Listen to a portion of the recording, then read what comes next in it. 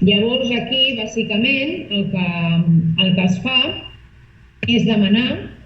a través del Fons Català de Cooperació com a entitat municipalista que treballa en qüestions de cultura de pau,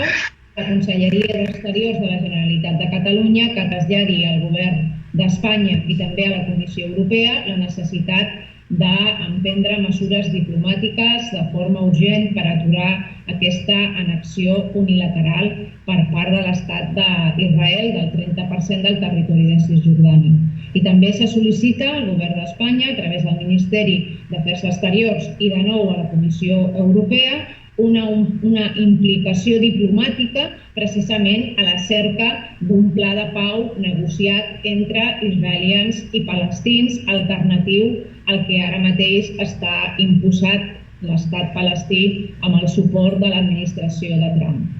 Aquesta seria el resum d'aquest comunicat que sol·licitem que la Diputació de Barcelona s'hi pugui sumar.